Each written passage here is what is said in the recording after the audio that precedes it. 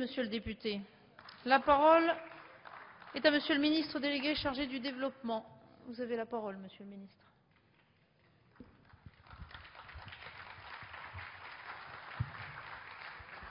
Madame la Présidente, Mesdames, Messieurs les députés, je tiens tout d'abord à excuser Laurent Fabius qui a dû quitter nos débats pour s'entretenir avec le président de la Côte d'Ivoire. Et avant de répondre à vos questions, je voulais saluer la présence de l'ambassadeur d'Afghanistan en France qui assiste à nos débats, Monsieur Omer. Certains d'entre vous l'ont souligné, la coopération, l'engagement de la France en Afghanistan va maintenant passer à une phase de coopération civile et c'est une transition que je regarde de près en tant que ministre du Développement et non de la coopération, Monsieur le député, qui a évoqué ce titre. Je voulais d'abord répondre à Monsieur Folliot qui a posé deux questions sur le devenir des forces afghanes qui progressivement vont quitter l'armée et réintégrer le civil. Vous savez que ça concerne environ 100 000 personnes, environ 100 000 personnes sur une certaine période.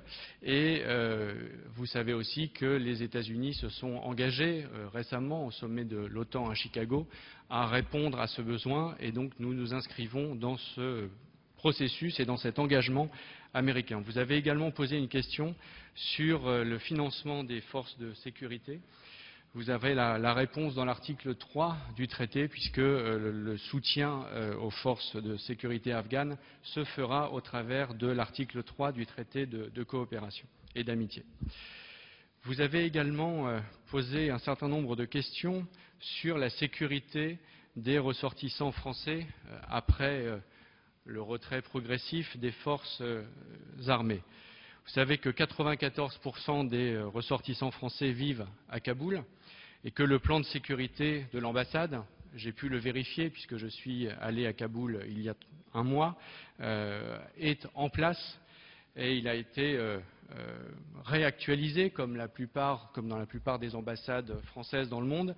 Et ce socle de sécurité va perdurer indépendamment, bien évidemment, de la présence militaire. Monsieur le député Giacobbi, vous avez évoqué la sécurité des coopérants et je suis évidemment particulièrement attentif à cette sécurité et nous regardons avec comme première boussole la sécurité des coopérants, nous regardons les projets concrets que nous allons pouvoir mener à bien dans le cadre de la coopération civile qui fait l'objet de ce traité d'amitié aujourd'hui. Sur le traité lui-même, Monsieur Candelier, vous êtes interrogé sur le devenir de ce traité si les talibans arrivaient au pouvoir ou revenaient au pouvoir. La réponse est assez simple. Si les talibans revenaient au pouvoir et qu'ils ne respectaient pas la constitution afghane de 2004, de fait, ils ne respecteraient pas les engagements de la partie afghane de ce traité d'amitié et donc nous aurions toute latitude pour le dénoncer. Monsieur Foulon, Monsieur Guillotot, vous avez évoquer la question du montant de l'aide à l'Afghanistan. Je rappellerai que notre aide va augmenter de 50%, atteindre 308 millions d'euros par an, ce qui ne fait pas, sur la période 2012-2016, ce qui fait environ 60 millions d'euros par an. Un processus interministériel a été conduit pour s'assurer du financement réel de l'ensemble du programme. Et le ministère des Affaires étrangères assurera la très grande majorité de ces financements. Monsieur Dufaux, vous avez évoqué le contrôle légitime de cette Assemblée sur ces dépenses. Je réitère l'engagement qui a été pris par Laurent Fabius d'un rapport annuel devant le Parlement sur la mise en œuvre de ces mesures au moment du débat budgétaire. Et cette augmentation de notre aide témoigne de la volonté de poursuivre notre engagement en matière civile. Je rappelle également que nous devons raisonner dans un cadre européen et que l'Union européenne, si on y ajoute l'Union en tant que telle et les États membres, constitue de très loin le premier bailleur civil en Afghanistan, devant le Japon, devant les États-Unis. Et donc je pense que nous devons porter notre effort dans un cadre cohérent avec ce que fait l'Union européenne. Et lorsque j'étais à Kaboul, j'ai rencontré bien évidemment le délégué de l'Union européenne qui ce qui permettra de renforcer la convergence des projets que nous menons avec les financements européens. Vous avez été plusieurs à évoquer les domaines prioritaires de notre action en matière de coopération civile. La plupart sont déjà identifiés. Maintenant, il reste à leur donner parfois corps en s'assurant absolument de la sécurité de nos opérateurs sur place. L'éducation, l'agriculture, l'archéologie, bien évidemment la construction de l'état de droit. Et, député Guillotot et M. Foulon, vous avez évoqué l'état dramatique de la santé infantile.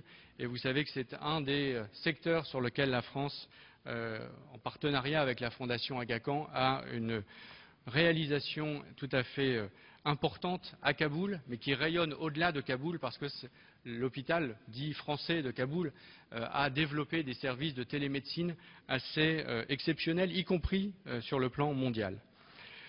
Monsieur Mamère, vous avez évoqué les questions de bonne gouvernance, de démocratie avec d'autres de vos collègues.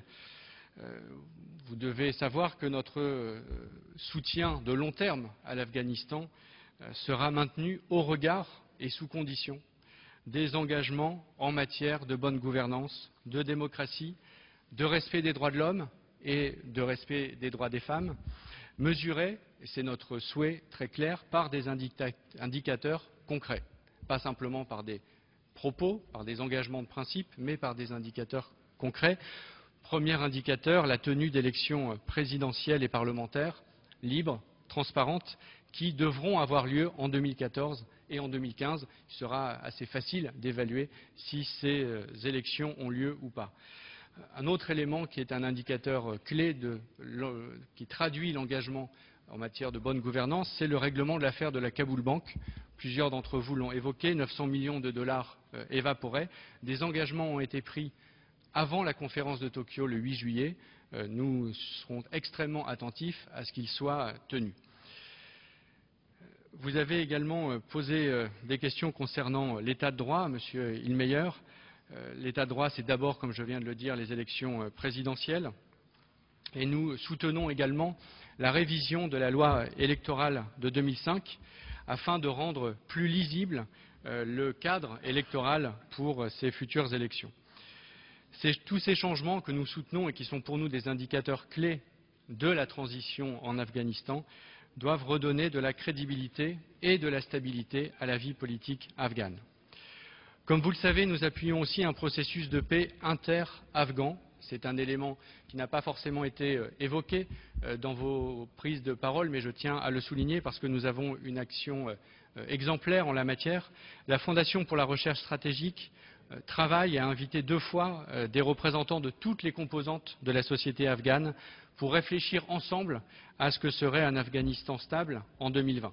Et nos alliés sont très intéressés par ces colloques qui, je l'espère, et nous y travaillons avec les Américains, avec les Japonais, avec les Norvégiens et bien évidemment avec les Afghans, pourraient devenir des exercices réels de transformation de la vie politique afghane pour la création d'un consensus national dont nous savons que c'est un des éléments déterminants de la réussite de la transition en Afghanistan.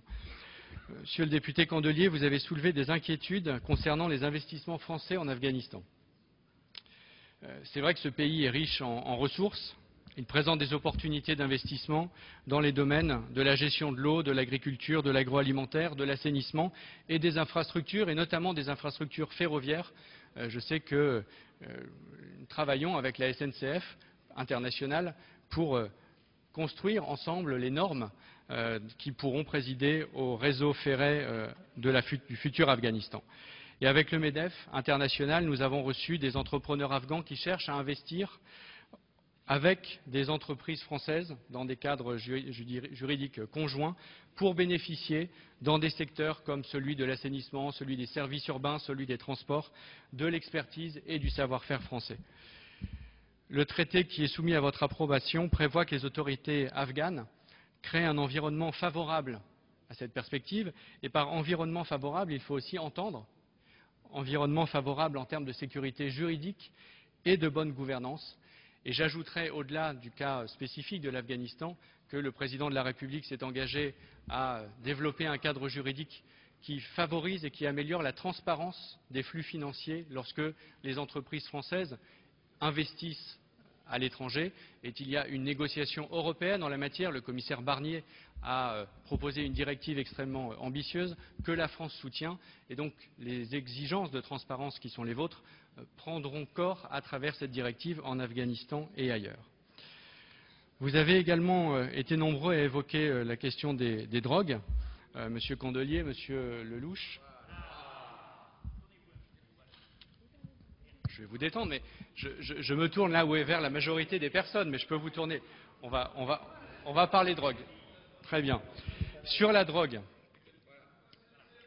je me tourne vers vous sur la drogue. Nous intensifions notre coopération avec les autorités afghanes dans le domaine du renseignement, de la lutte contre le détournement des précurseurs et de la formation des acteurs sur le terrain. D'ailleurs, vous le savez peut-être, nous sommes en train de nommer un officier de liaison dédié aux stupéfiants qui sera basé à Kaboul. Un officier de la gendarmerie a été également placé auprès de la cellule de coordination des opérations antidrogue de la FIAS. La douane organisera des formations destinées aux douaniers afghans en 2012 en France. Et le ministère des Affaires étrangères soutient financièrement la police anti-narcotique afghane en coordination avec l'agence compétente de l'ONU.